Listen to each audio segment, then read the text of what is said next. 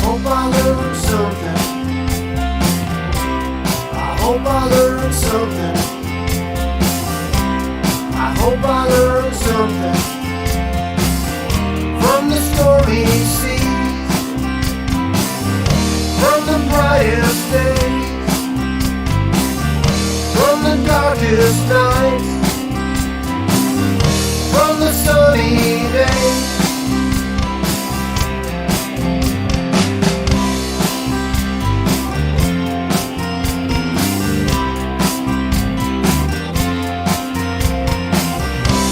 I hope you learned something.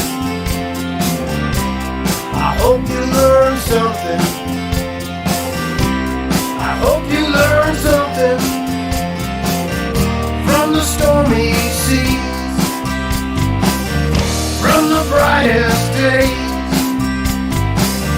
from the darkest nights, from the sunny days.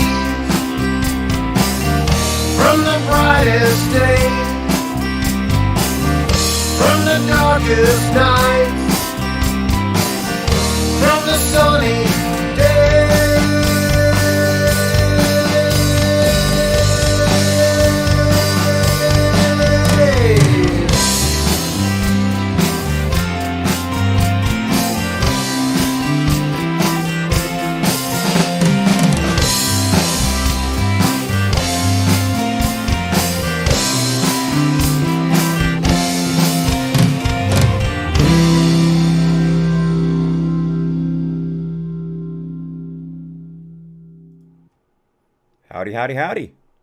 Welcome to the Friday edition of the daily All Hat No Kettle News Rodeo. I'm your host, Hat.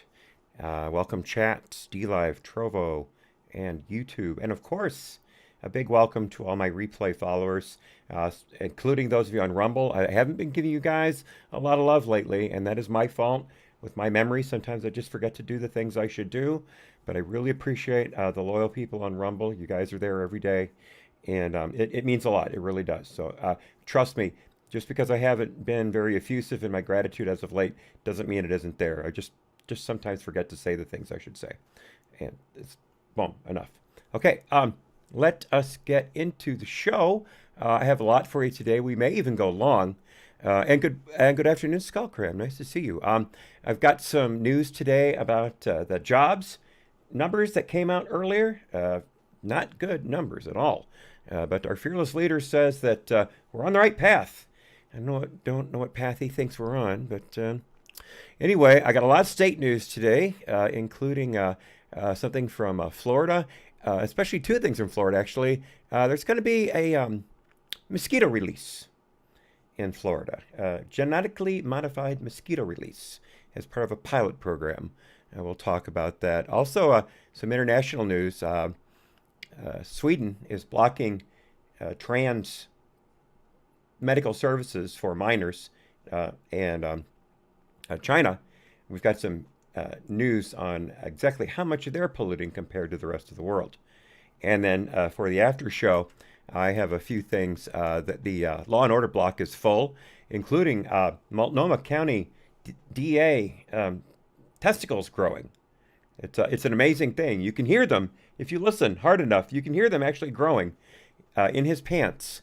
Also, a lot of COVID news, including a really heartbreaking story of a young man from Michigan who had to move to Mississippi, and he is in danger of having to repeat the 5th grade because of the absolute inability of him to get consistent in-person is wrong, to get consistent remote learning.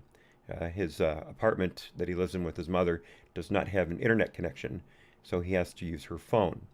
And she works a night shift at the casino in Tunica, so he has to wait for her to get home. And sometimes she gets home later than class starts, so he may miss the first 2 classes of school before he can even log in. And that's just the least of his problems, but we'll get into that later. So let us start with our one Babylon Bee bookend of the day. We end Fridays now with my selection of the best freedom tunes of the week. It's a good one too. Trump versus Biden, you're going to love it. And but this one ties right into the job market, and it is amazingly simple. This is from their U.S. section. Shocking study finds paying people not to work makes people not want to work. And here we have a picture of a millennial on his couch, obviously not wearing any pants, holding a fistful of Benjamins, and just chilling and Netflixing probably. Dateline US, a surprising new study released Friday found that paying people not to work made people not want to work. Amid shockingly low job numbers released today, the study suggested that some of that low unemployment was due to the government sending everyone more money than they would have made out working a job. Some smart expert analysts are seeing a connection between incentivizing people to stay home and them staying home. Quote, "It's really bizarre telling people to stay home and watch Netflix while we send them money makes people just stay home and watch Netflix while we send them money," said one government official. "It seems that when you just send people checks, they really don't see a point in going to work." Quoting the official further, "We could not possibly have foreseen this." Close quote. At publishing time, experts had recommended raising the minimum wage to $1 million an hour to incentivize people to go back to work, foreseeing no negative consequences from this course of action. I'm sure AOC is in direct contact with those experts and egging them on at every opportunity. So, how did the market react to this bombshell news? And we'll get into the specific numbers in just a second. It loved them. Folks, every now and then the market does something that makes no sense to me, which is why I am not a financial analyst, which is not why I am not a stock advisor. Anything that I say that I do the opposite, because every time I do something, things go in the exact opposite direction. It is a curse of mine, but you can count on it. You should pay me to tell you what not to do, really, by doing what I do. But the Dow Jones actually saw a massive spike as soon as it opened this morning. I did the numbers. Within less than an hour, the Dow jumped up 250 points. Right at the open, just boom, up it went. You can see the graph in front of me here. And then it saw basically a steady rise from then on, with a very small amount of Friday afternoon sell-off to end the day. The S&P 500 and NASDAQ were also big winners, although the NASDAQ actually had a bad day overall. Because you can see early this morning, as I've got my marker here at 10:22 Eastern, the NASDAQ was up to 13,824 and change, but it finished at 13,752 and change. So it did have a sell-off after an initial flirting with the 13,900 mark. The NASDAQ is, of course, hurting quite a bit. You can see here the chart from the last month. The NASDAQ was up in record territory as far back as late April, and then kaboom, fell off the face of the earth, and has only begun recently to try and grab back some of those losses, but it is still far away from where it used to be. Crude oil saw a slight increase. It's over just under $65 per barrel of West Texas Intermediate sweet crude. The big winners today, though, were gold and Bitcoin. Commodities near and dear to my heart. Gold was up almost a full percent today for the first time in ages. Now well over the $1,800 an ounce mark. I wish it was 18,000. Finishing at 1,831 and change. Bitcoin just broke as we're speaking the 58,000 mark. Now sitting at 58,063 and change. That's up almost 4% from its previous mark. So interesting day market-wise. Oh, by the way, I did sign up for a premium account with Seeking Alpha earlier. Very easy to do. And if you have a brokerage account, you can actually sync it with your Seeking Alpha premium account. So you don't have to worry about fudging from your brokerage account to Seeking Alpha. It just handles it automatically. It doesn't have a lot of brokerages. It has the main ones, but it does include Robinhood, which is who I use at present. It's pretty cool. It's not the cheapest subscription in the world, but you get a lot of bonuses out of it. So if you're in the market and you're looking for a lot of in-depth analysis, including head-to-head picks, or I should say comparisons on stocks and different EFTs, things like that, you could do a lot worse. You really could. And Seeking Alpha is not anywhere near as far left as MarketWatch is by far. Seeking Alpha is much more middle of the road. That's why I stopped using MarketWatch and went to it. Just for background, anytime I use a source regularly, I try to commit to subscribing to it. It seems only fair that because I don't make a lot of money, but I make a little money, and it seems only fair that if I'm bringing in any kind of dollars from what I do here, then it's only fair that I take care of the people who are helping me. So Seeking Alpha, Daily Wire, Epoch Times, JustTheNews.com, and the Babylon Bee. I should say my wife and I support all of them. We're also subscribers to Tim Pool's channel, website, I should say, timpool.com. We are, or is it timcast.com? I forget. One of those two, but we're monthly subscribers to that as well. We try to support the people that we use regularly, and I hope you'll be able to do the same. So, as I said, I'd get into specifics about the jobs numbers from today. If you haven't heard them, hold on to your hats because they're not good. Folks, unemployment increased this last month, and the job growth numbers were horribly off. I've got this news article in front of me by Ryan Saavedra from the Daily Wire. And let's just get to some of the financial reports as they came out. CNBC, hardly a hard right outlet. Quote, hiring was a huge letdown in April with non-farm payrolls increasing by a much less than expected 266,000, and the unemployment rate rose to 6.1% amid an escalating shortage of available workers. Dow Jones estimates had been for 1 million new jobs and an unemployment rate of 5.8%. Yes, folks, that is, as I've read today, the largest miss on job numbers in some 40 plus years. Just an absolute massive miss. And as I just read with the Babylon Bee article, this is directly attributable to people not wanting to come back into the workforce because they're making so much money on state and federal additional unemployment. I think people right now with state and federal unemployment benefits are making somewhere around $45,000, $50,000 a year. And last I remember, those benefits have been extended to at least September, if I'm not mistaken, August or September. And Republicans in Congress and just fiscal conservatives in general have been screaming from the rooftops since last year that if we go ahead with this $300 extra payment from the feds on top of state unemployment, no one is going to want to go back to work. And Bernie Sanders was out there screaming, it's only fair that they get this money. Why don't you want people to have more money? How dare you deny them more money? And Boom, this is what we got.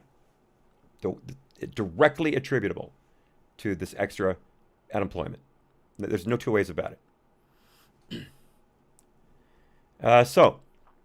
Also, the black unemployment rate increased. 18,000 manufacturing jobs were lost. No construction jobs were added. Unemployment for Americans without any college education increased, and women had a net loss in jobs. So nearly 10 million Americans are out of work right now. But here's a button I've been pushing for a long time now. Inflation. This is a report from CNN. Again, hardly a hard right source. Quote, if you haven't felt inflation yet, it's coming. You can expect higher prices for toilet paper, diapers, soft drinks, plane tickets, and a tank full of gas. Whirlpool is raising prices of some of its appliances by up to 12%. I mean, just try buying lumber for any type of home improvement project right now. Good luck. If you can find it, good luck on affording it. Lumber prices have exploded. And this is all in part directly attributable not only to keeping people paid well enough to where they don't want to leave their homes, also disrupting the global supply chain by shutting everything down. These things were predicted. Last year, these things were predicted. And yet governments decided that it would be better to do what they did. I'm not going to get into specifics. YouTube will yank the channel. But they decided things would be better to do what they did than to do the opposite. And this is what we're putting up with now. Now, here's my favorite quote of the day, though. This is the U.S. Chamber of Commerce. And in case you've forgotten, I'll remind you of the bone I have to pick with the U.S. Chamber of Commerce after I read this quote. First,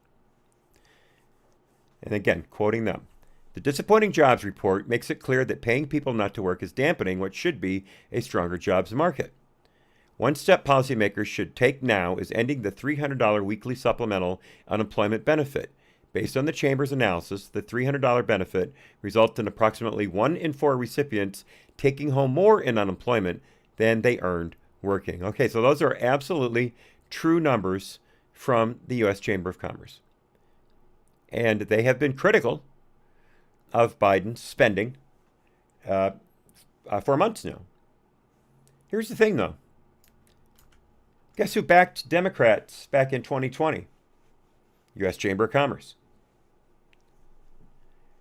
They backed about 23 quote-unquote moderate Democrats, all of whom voted to impeach Trump after saying they were going to go to Congress specifically to help their districts, and instead spent how many weeks impeaching Trump?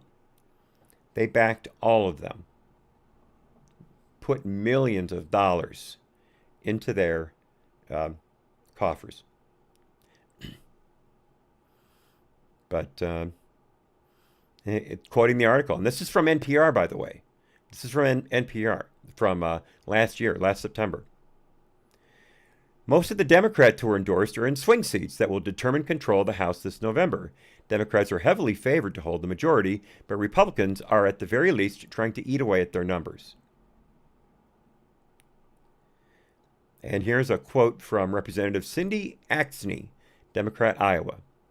She told NPR, having an endorsement from the chamber showing that I'm in support of issues that keeps them alive and strong, I think it does make a difference to them. How much you want to bet? I didn't look it up. I didn't think of it till just now. But how much you want to bet Representative Cindy AHNC, Democrat, Iowa, voted for the extra $300 payments? How much you want to bet? So, Crimea River, U.S. Chamber of Commerce, this is the bed you made. Now lie in it. Unfortunately, this is having a real impact on the business owners that the USCC says that they support and represent. So, go figure. But our fearless leader says there's nothing to worry about, folks. This is the plan. This is what we've been planning on doing the entire time. Nothing to see here. Remain calm. Do not panic. Remain calm. What movie? Kevin Bacon, in case you don't remember. But Biden says that We're still digging out of an economic collapse, but we're on the right track. Quoting him, today there is more evidence our economy is moving in the right direction. He did acknowledge, however, that, quote, it is clear we have a long way to go. This is progress. This is a testament to our new strategy. We've got work to do, to state the obvious. We have work to do. Let's keep our eye on the ball. Okay, so he didn't say anything about anything today that would explain what's going on here. Not one word. He did say, however, you might think we should be disappointed, but he claimed the American Rescue Plan was designed to help us over the course of a year, not 60 days. Dude, we were telling you it wasn't going to do anything but saddle the government and the taxpayers with tons more debt than was necessary. By the way, the PPP ran out of money. The small business protection, the payroll protection, ran out of money. I believe it was yesterday or the day before. But that's good, I guess. We're on the right path, according to 46 asterisk. Pelosi called the job numbers disappointing. That's a quote. She said disappointing. But she, of course, also said that we need to pass the American Jobs and Families Plan. She also said we need to take bold action to build back better from this crisis by investing in our nation, our workers, and our families. It's investing in our workers and families by giving them an extra $1,200 a month in unemployment. That's what's doing this, you idiot. Twin Crier says in the Trovo chat, you mean we can't keep paying people to not work? Shocking. My dear, go back and look at the beginning of the show. I did, the Babylon Bee covered that perfectly, but you are exactly on track. So, Moody Analytics, hardly a right-leaning outfit, had a report in April, and it projected that the U.S. would add 16.3 million jobs through 2030, regardless of Biden's plan passing. Its study also revealed, reading ahead, that Biden's plan would only truly add 2.7 million jobs if implemented, for a total of 19 million. And one thing I have to say, I didn't like it when Trump said it, and I don't like it when Biden says it. He touted during his little address today that 1.5 million jobs have been created since he took office. No, those jobs were already there, and thank you, Ray. Those jobs were already there. They just were able to reopen and hire people back. And if you're stupid blue states, which I have some really interesting numbers on in the after show about unemployment in blue states versus red states, really interesting numbers, but we'll get to that in the after show. These jobs were already there. I did not like saying that they had been created. They had really just merely been released, I think is a much better word to say. And good afternoon, Deb Song 02. Nice to see you as always. Moving right along. This also broke today, and it's the other shoe that we were waiting to drop. Not only has Derek Chauvin been federally indicted on civil rights violation in regards to the arrest and subsequent death of George Floyd. The other officers who were on scene have also all been charged by a federal grand jury with civil rights violation. They're saying that they violated George Floyd's rights, civil rights, via unreasonable seizure and unreasonable force. Now, I don't know what unreasonable seizure means. I wasn't able to find it, so we'll have to play along with that until more information comes out. But I don't see how arresting someone on a counterfeit bill charge, also being in a vehicle while intoxicated, I don't see how that is unreasonable. But perhaps unreasonable seizure means more than I'm thinking. Unreasonable force, well, the jury did find that Chauvin used unreasonable force. They convicted him of all 3 counts, but that verdict is under appeal. The lawyer for Chauvin has filed for a mistrial. I covered that just the other day. I believe it was Wednesday. So we will have to see what we see. But we saw this coming. We knew last month that the feds had a contingency plan that if Chauvin was found not guilty, that they would have arrested him on the courthouse steps as he was leaving. that was a plan that was leaked, whatever, a few days ago. So this was a sledgehammer aimed at their heads, the 4 officers' heads, and by the way, the other officers are still awaiting trial. I believe their trial is coming up in August for their role in the arrest and subsequent death of George Floyd. So I'll keep your eyes peeled, folks. We'll just have to keep watching the skies. Okay, other bad news, just from justthenews.com, written by Joseph Weber. Mike Lindell has been terminated from Vimeo. According to Vimeo, Lindell was uploading content from a created by or mainly featuring a banned user. So basically, what they're saying is that Mike Lindell was putting up Trump stuff, and because he's putting up Trump stuff, he has to be canceled from Vimeo. Quoting Vimeo, "We do not allow accounts that upload content created by or mainly featuring a banned user. As the purpose of your account is to promote content from a banned user, it has been removed.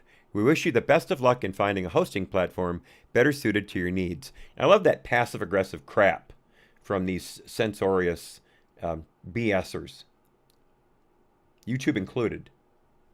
When YouTube demonetized me, they said, we know this can be hurtful, or we know this can be disappointing. You think? No, I was making zero from YouTube, except from a few very well-dispersed super chats. In fact, I don't know if I ever really got a dime from YouTube. They just took the money and ran with it. But that is their typical. We know we just tried to ruin your life, but I'm sure there's something better for you down the road. So let me quote Mike Lindell here. "This is worse than what Twitter did to me and my company." Mike Lindell told the Daily Beast, which like Vimeo, is an IAC company, quote, "This affects my business, the Lindell Recovery Network, and the entrepreneurs who I work with." So another addition to the, there's that word I can't find again, censorship block. Another addition to the censorship block. But there is good news in Trump land. You may or may not know. I have this from the desk of DonaldJTrump.com. This came out just this morning. Good news, expected news, not unsurprising news, but still good news. This from President Trump. "The Federal Election Commission in Washington, D.C. has totally dropped the phony case against me concerning payments to women relative to the 2016 presidential election. It was a case built on lies from Michael Cohen, a corrupt and convicted lawyer, in fact, who was so corrupt he was sentenced to 3 years in jail for lying to Congress and many other things having nothing to do with me. I thank the commission for their decision, ending this chapter of fake news. Between 2 sleazebag lawyers, Michael Avenatti and Michael Cohen, we were all able to witness law and justice in our country at its lowest!" Exclamation point, says 45. So great news there. A ruling that was long overdue, but another nail in the coffin of the quote-unquote criminal president. They've yet to get him on anything that they've slung at him because it's all been lies. And I have something right here regarding lies, and that's from Liz Cheney. See how I did that? Just kind of slid right into that. Every now and then it works. Every now and then the segues click, and this is one of them. I'd like to think anyway. And thank you so much, Deb Song, by the way. Really, really appreciate it. That's cute, right? That's cute. Yeah, Liz Cheney says here, article from Daily Wire by Ryan Saavedra. Liz Cheney orchestrated secret media campaign to counter Trump rhetoric while he was in office. Yes, folks, there was an op-ed in WAPO that was signed by all 10 former living secretaries of defense. And that op-ed, I have it here. In fact, let me bring it up. They said in this op-ed that involving the military in election disputes would cross into dangerous territory. Of course, we were being told at the time that Trump was going to use the military to hold on to power. That was the vicious narrative that was being put out from before the election, that he wasn't going to leave office. That was one of the running points for the Democrats, that Pelosi especially, we're going to have to smoke him. I believe that's a quote. We're going to have to smoke him out of the White House. And so this little piece appeared on January 3rd of this year. It was written by Ashton Carter, Dick Cheney, William Cohen, Mark Esper, Robert Gates, Chuck Hagel, James Mattis, Leon Panetta, William Perry, and Donald Rumsfeld. All complete failures. Notice James Mattis is in there. And Dick Cheney. How did Dick Cheney get in there? Well, turns out his daughter, Liz, went to him and said, "Daddy, I need you to help me take down Trump." And she went after this personally. It was her doing that got this ball rolling. Now, just in case you think we've only got one outlet reporting this, and this is the New Yorker, by the way, and the story quotes Eric Edelman, who was a friend of Cheney's, who served as national security advisor to Dick Cheney, and he revealed the following. Cheney's rupture with the House Republican Conference, Liz Cheney, has become all but final in recent days, but it has been months in the making. Edelman revealed that Cheney herself secretly orchestrated an unprecedented op-ed in the Washington Post by all 10 living former defense secretaries, including her father, warning against Trump's efforts to politicize the military. The Congresswoman not only recruited her father, but personally asked others, including Trump's first defense secretary, Jim Mattis, to participate. And again, if you only think it's one outlet saying this, nope. KION TV anchor Aaron Groff, he wrote on Twitter, quote, "Back on January 4th, former Defense Secretary Leon Panetta told me it all, quote, began with a staff person to former Vice President Cheney. New reporting says it was Liz Cheney who secretly orchestrated the letter."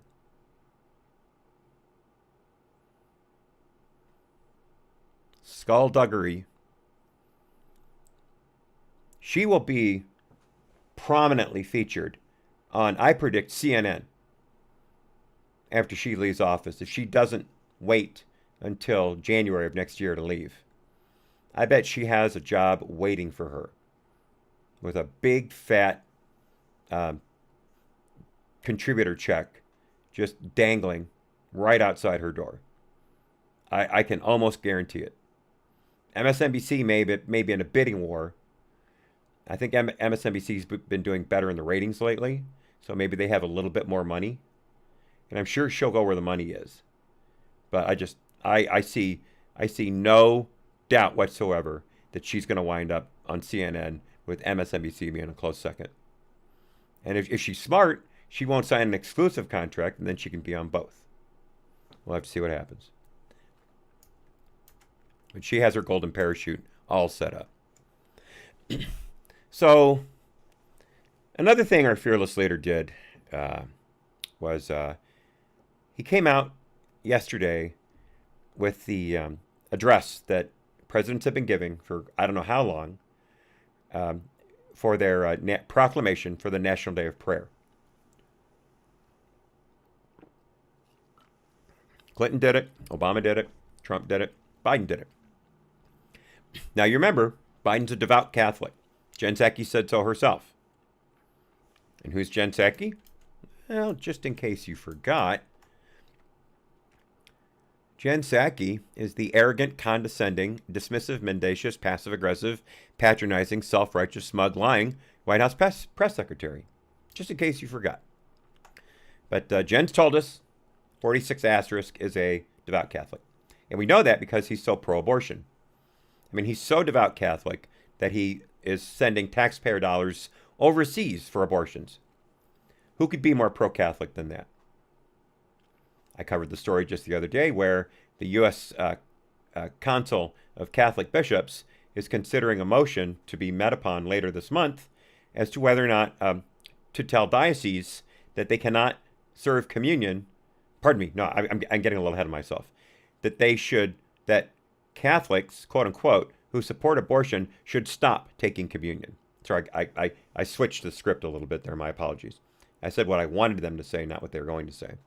Now, it has to be voted upon, and there are certain cardinals bishops, on the council who are in total favor of this. I know a few aren't.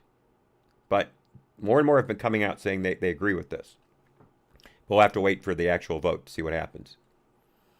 But here's the thing. Our leader-in-chief, our devout Catholic, he didn't use the word God once today. Pardon me, yesterday. Not once. He said the word prayer over and over again. But prayer is not universal to religious people. There are secular people who believe in praying. They have slightly different motives quite often, but they still will ask for things, hope from the sky. You know, maybe they're not relating it to God, but they're hoping for some higher power to give them what they want. And again, sometimes I'm sure it's for a good purpose, but I'm sure a lot of times it's not. Of course, there are some religious people who play prayers the same way. They ask for things that are really not what God would consider decent requests. But there are certain ministries that are built around asking for wealth. Pray for wealth and you'll get it. That's the entire ministry, and there are a bunch of them. I disagree with that. But at least they say Jesus and God every so often. Biden didn't, not once today. Not once did he mention God. Not once. Now, in case you think I'm making this up, here's his call for unity. Quote, on this National Day of Prayer, we unite with purpose and resolve and recommit ourselves to the core freedoms that help define and guide our nation from its earliest days. We celebrate our incredible good fortune that, as Americans, we can exercise our convictions freely, no matter our faith or beliefs.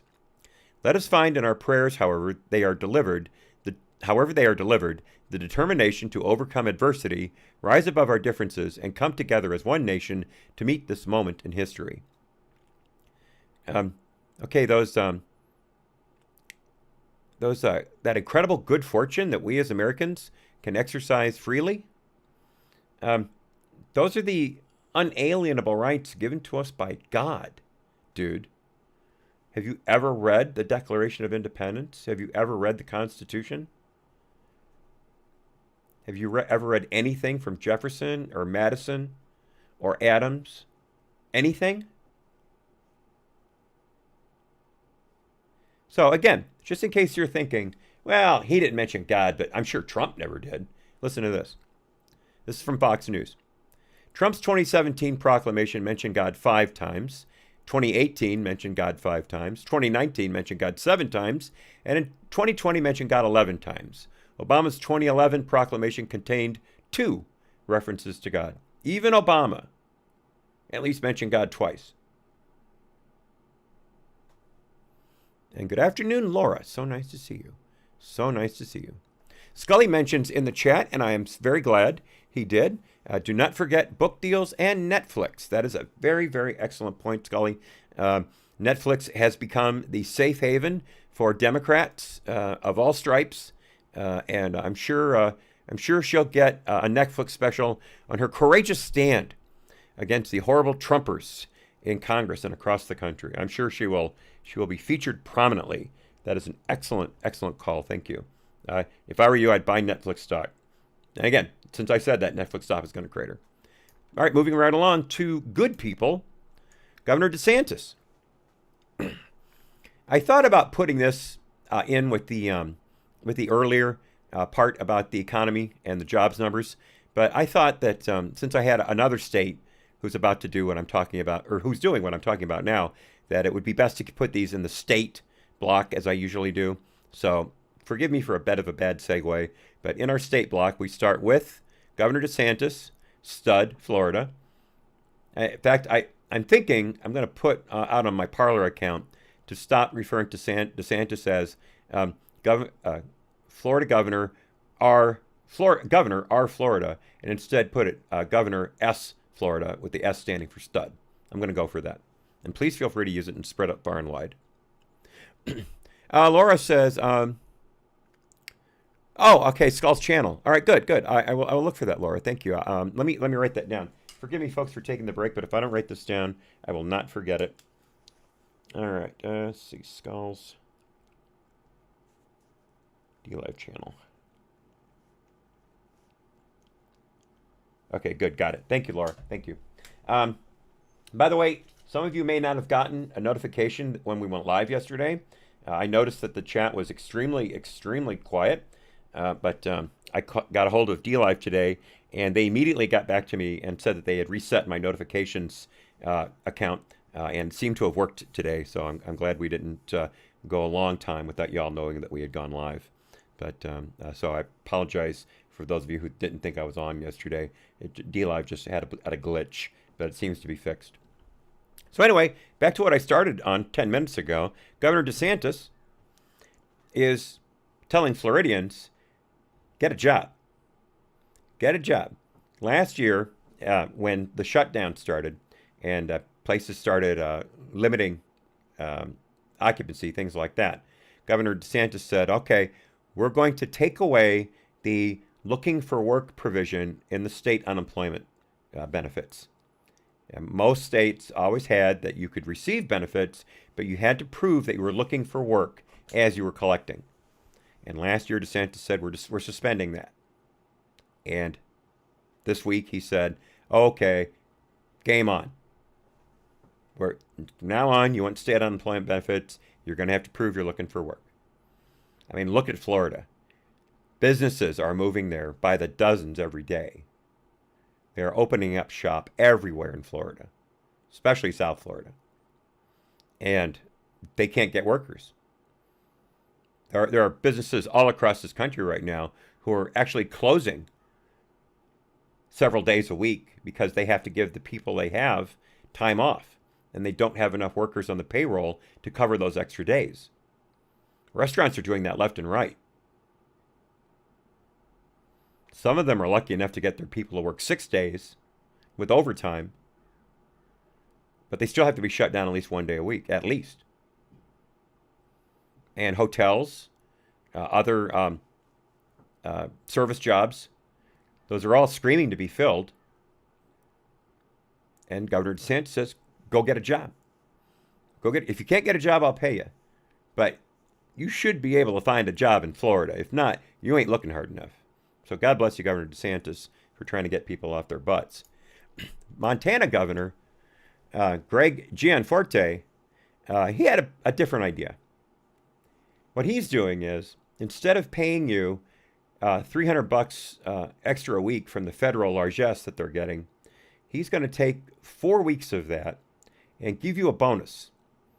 And so in Montana, now, if you get a job and stay in that job for 4 weeks, the state of Montana is going to hand you a $1,200 check. Boom. No questions asked. Just keep your job for a month, and who's going to leave their job after a month once they get used to working, once they get settled in, and you got $1,200 coming back to you. I think that's a great plan. I'm very impressed. I am very impressed. I didn't know a lot about Gianforte when he was running. Obviously, I mean, he's all the way out there, so I couldn't keep track. But he's been doing a good job. In fact, right now, quoting Governor Gianforte, we have about 25,000 people here in Montana on unemployment. If they were on unemployment, all they have to do is go get a job. If they stay at work for 4 weeks, they get a $1,200 check. Then they can't refile for unemployment. Let me try that again. Then they can't refile for unemployment. So this is a one-way ticket back to the job force. He said there are 14,000 jobs open in the state that he knows of out of the 20, and there are 25,000 on unemployment.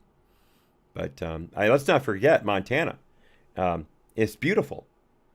I know people who have gone there just driving through, and now that's their stop for vacation. It's been a dream of mine to take the Amtrak Empire Builder and stop in Glacier National Park, because the train stops just south of Glacier. I think you can rent a car and boom, you're in Glacier. And I've heard it is incredible, especially in September. If I remember correctly, that's the warm season in Montana, is September. Late August to mid-September. So that's supposed to be the high time. And I understand that Glacier is just so mind-blowingly beautiful that people come away stunned. I've heard incredible things about it, and it's always been a dream of mine. But now that I'm on oxygen all the time, I don't know if that's going to be such an easy thing to do, and we'll have to figure it out. Who knows? So God bless you, Governor Gianforte. Good job, good job. And again, I'll have some very fascinating employment numbers in the after show. So now we're going to move to Virginia. And as we all know, Virginia went hard blue a few years ago as the northeastern part of the state started gaining more and more federal employees living there, people with big government paychecks, people who are dyed-in-the-wool Democrats, as are almost all bureaucrats. They made the state blue. The metro areas turned Democrat, and suddenly the poor Republican parts of Virginia were left out in the cold. And as we've seen under Governor Northam, in case you remember, Governor Northam should not be famous for blackface. Governor Northam should be famous for saying live on radio and on camera that infanticide is just fine. That all we need to do is make the baby comfortable, and then we can talk to the mother and the family about what to do. Folks, that's literally infanticide. No two ways about it. Don't take my word for it. Look it up. The videos are everywhere. The videos are everywhere. Easy to find. Interestingly enough, though, just a few weeks after that, the blackface yearbook came out. And suddenly that was the narrative. Almost everyone, conservatives included, who talk about Northam, bring up the blackface. I got on Dan Bongino's case for that. I've sent one email ever to any type of media personality, and it was to Dan Bongino when he brought up Northam on a show last year and talked about blackface. And I said, Dan, dude, no. Infanticide. That's what he needs to be known for. That blackface is nothing more than a red herring. Stop it. So we'll see what happens. He hasn't brought up Northam since, so I don't know how that's going. And hey, dog, nice to see you. I have missed you terribly during the day. I don't know if anyone knows this now, but since I've reset the screen, I all day when I'm not gaming, I have all of the chats up the whole time. So yeah, I remember you asked a few weeks ago how often I check the chat. Now, as long as I'm on the computer, dude, I'm looking at the chat in real time. Just want to let you know. So, and I want to thank you so much for mentioning that, because it helped get my mind running as to how to better do the show, and the chat was one of them exactly. Once again, for those of you who don't know, Electric Dog is my technical producer and king of the links in the DLive chat. Could not do a thing without him. Anyway, Virginia, I think it turned blue, and the Republican counties started fighting back. The first thing they did was coalesce into a group to fight back against all of the insane gun control laws that Northam and the Democrat legislature passed. Because the Republicans were frozen out of the legislature too. So it's hard, just a uniparty state for a few years, and they passed all kinds of insane gun laws. And the red counties put up basically Second Amendment sanctuary systems, where the sheriff said, we're not enforcing any of these laws. They go against the Second Amendment. And we took an oath to uphold the Constitution of not only the state of Virginia, but of the United States. And the U.S. Constitution trumps. No pun intended. And now there was a county, or a city, I should say, in Illinois, outside of Chicago. That was the first Second Amendment sanctuary. Funny enough, in Illinois. But Virginia took the ball and ran with it. And so now they have, I think, some 95% of their counties are Second Amendment sanctuaries.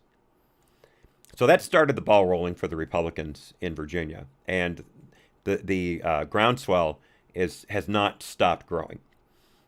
This weekend is the GOP convention in Virginia. And according to Greg Youngkin, who is the Republican candidate for governor this time around, he says people are just absolutely over the top enthused about getting Virginia back to Republican. They're expecting 53,000 delegates at the convention Saturday. 53,000. That is 3 to 4 times more than they would normally have. 3 to 4 times. And quoting Youngkin, what I've heard from Virginians, whether I'm at a libertarian breakfast or a Tea Party lunch or with a group of forever Trumpers or a group of never Trumpers or a group of single issue voters or even a group of independents and Democrats, unfortunately that's a sentence fragment, but he continues, what I've heard over and over again is that, Glenn, we cannot afford another term of the McAuliffe-Northam administration, but even more so, we want something different. We want something new, Glenn. We are for you. And that is amazingly humbling. Now, just in case you don't remember, Ralph Northam is the current governor, but Terry McAuliffe is the past governor. So McAuliffe is actually going for a second bite at the apple. Northam can't serve consecutive terms. That's part of the Virginia Constitution. But you can run again after you've been out of office. And that's what McAuliffe is doing right now. And as Youngkin said, could be Youngkin, but let's pronounce it Youngkin. That's how it's spelled. As he said, people don't want that. People are tired of the Democrats running the state. And they want to get it back. So this will be fascinating. It looks like Youngkin is a shoo-in to get the Republican nomination for governor. So then we're just going to have to watch and see what happens. And folks, you may want to save up your pennies here and there and send a few dollars to the Virginia Republican Committee. That they can use all the help they can get. I am not above sending money across state lines to help decent Republicans get into office. By the way, Ted Cruz has been campaigning with Youngkin for several weeks now. And that has really exploded Youngkin in the polls. So there's good news in Virginia. There's good news.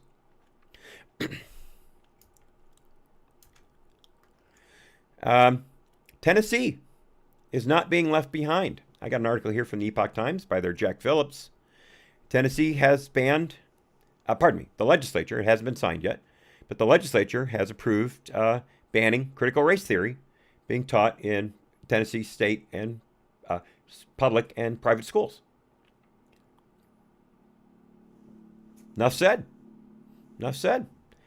Now, of course, the Democrats are complaining. This is Brenda Gilmore, who's a state senator. She said, "I do not cast blame, but I think we do have to admit that slavery did occur. It was a dark period in our history. We have to acknowledge the wrongs of our society, even when it's a difficult conversation to have." Well, that's an entirely valid point. But she's saying that in opposition to a bill, and I'm quoting, that doesn't mention slavery and allows for the teaching of the historical oppression of a particular group of people based on race, ethnicity, class, nationality, religion, or geographic region. So it's explicitly in the bill that you can teach that. So another red herring from the Democrats. At least she didn't come right out and say that the 1619 project is true history. At least she had the decency not to say that.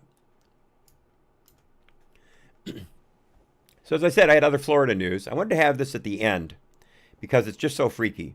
I have got some international news right after this, including, again, China's contribution to the world's environment. You're going to love the numbers. But this is a really fascinating story. I heard about this project years ago, and it's finally come to fruition. There is a new mosquito. It's built by a company that has basically re-engineered it genetically. What they've done is, and I don't know how you can mess with a mosquito's genes, but I do know that certain insects have very large chromosomes, the most famous of which being the fruit fly. That's one of the reasons that chromosome science came mainly initially from fruit fly experimentation, because fruit fly chromosomes are massive compared to other species, so they're easy to work with. But I guess mosquitoes are in the same vein. What's going on here is there's been, of course, a lot of mosquito-borne diseases that have been affecting countries throughout the world for millennia, really, for millennia. And Florida, especially South Florida, 10 years ago, had a really bad outbreak of dengue fever. There was a dengue fever. I can never remember. Dengue, dengue fever. And they've also been getting Zika and yellow fever. And all of this is borne by a particular mosquito. Now, it only makes up 4% of the mosquito population in the Keys, but it also creates heartworm and other deadly diseases to pets and other animals. So what this company has done is they've created this mosquito, and they're releasing 12,000 of them a week for the next 12 weeks. And they're going to be releasing them in Key Colony Beach, Little Torch Key, and Summerlin Key. And what they're going to do is, these are all males. Now, you may or may not know, it's only the female, the mosquito species, that bites. They draw blood to nourish their eggs. So what they've done is they've created all of these males of this genetically modified type. The males will mate with the females, but they'll pass on the genetically modified gene that kills the eggs in the females before they can hatch. And if it works, it would basically wipe out that population. It would completely keep them from reproducing. Now, obviously, not every modified mosquito is going to meet up with every bad mosquito. There's going to be some that get out of there, but the population could be significantly reduced if this trial works. And what they're going to do is they're going to compare populations between the control areas and the areas where the modified mosquitoes have been released. And if they see decent numbers, I don't know what their cutoffs are, but if they see the right numbers, then they're going to ultimately release about 20 million of these suckers later on this year. Now, in case you're thinking that this is pie in the sky, I've got a quote here. Areas including Malaysia, Brazil, the Cayman Islands, and Panama have had similar experiments and have seen mosquito populations drop by as much as 90%. 90. Now, there has been some backlash from these people in these keys because they're saying they weren't consulted about the release. I see their point, but I'm going to say tough. I'm going to say tough. This project has been going on for a long time. It has some serious results, and I don't see how releasing a genetically modified mosquito that kills the population could be anything akin to a disadvantage for the residents. You may disagree with me based on property rights, whatever, but I don't see how you have property rights over releasing mosquitoes. So that's my opinion.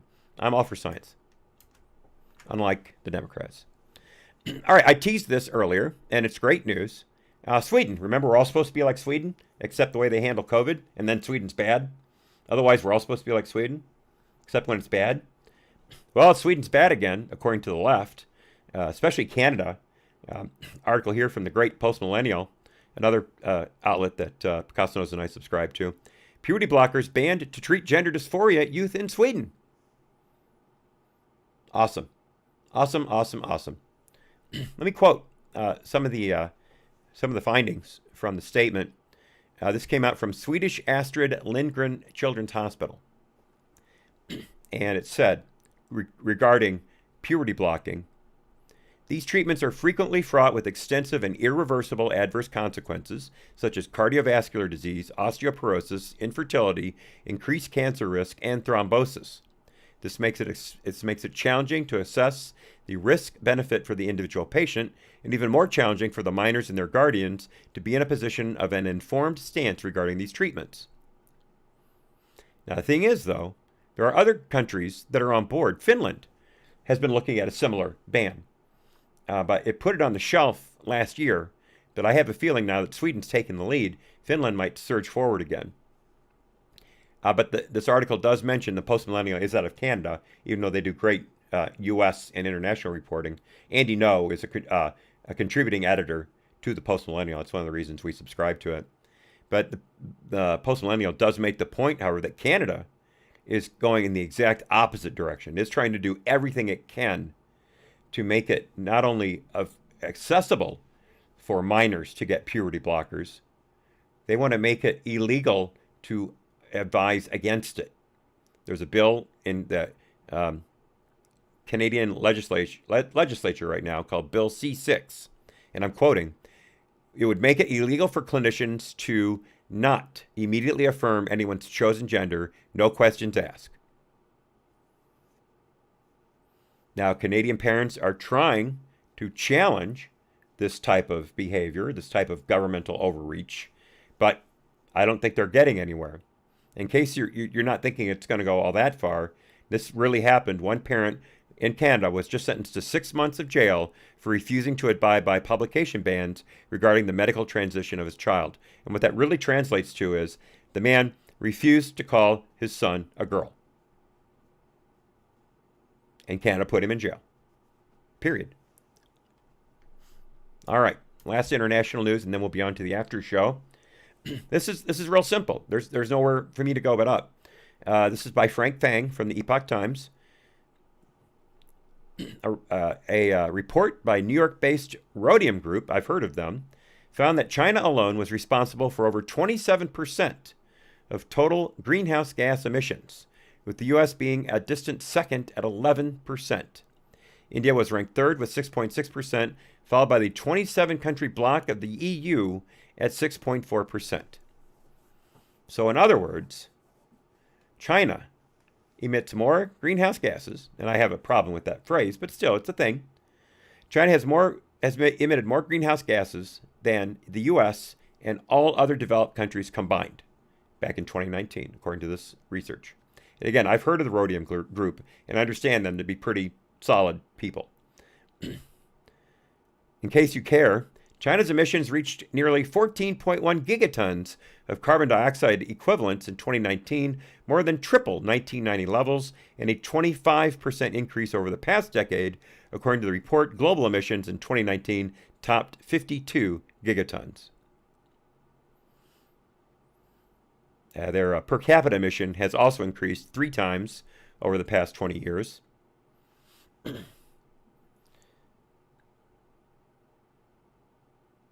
And they're expecting it to go up even more when they get the 2020 data. So there's that. We're supposed to stop using gas and all other fossil fuels, even though we and the rest of the developed world don't equal the same amount of greenhouse gas emissions that China does, and have actually lowered our carbon footprint over the last 10 years versus China, which has doubled them. Who are we to judge, though? Who are we to judge? All right. We have reached the end of the YouTube block, pardon me. We're not done with the after show yet. Of course not. So I want to thank all of you from YouTube for being here. Sorry you can't stay for the rest, but YouTube has a policy that doesn't allow me to speak freely, and I don't see why I should have to stick around and let them throttle me. So I do the extra hour on Trovo and DLive. You can see their URLs on the screen. They also have excellent apps available for both the iPhone and Android phones. I like DLive better, but I do have a number of people who prefer Trovo, Twin Crier being among them. A great friend of the channel. So take your pick. Heck, you can be in both if you want to. No, there's no law that says you can't be in both chats at once. Do what you care to do. But I will bid you adieu until Tuesday afternoon, 4 p.m. I will not be on Monday. I'm having my second attempt at a procedure. I will be under anesthesia, so I'll have to forego the Monday afternoon show. There also, of course, will not be any gaming streams until at least Tuesday morning. Hopefully, I'll be out of the gas in time to game Tuesday morning. I know I'm going to go nuts this weekend, not being able to game beyond a certain point. It's what I live for when I'm not doing the live streams for the news rodeo. So anyway, until Tuesday, 4 p.m. YouTube. Goodbye. Thanks for being here. I'll see you.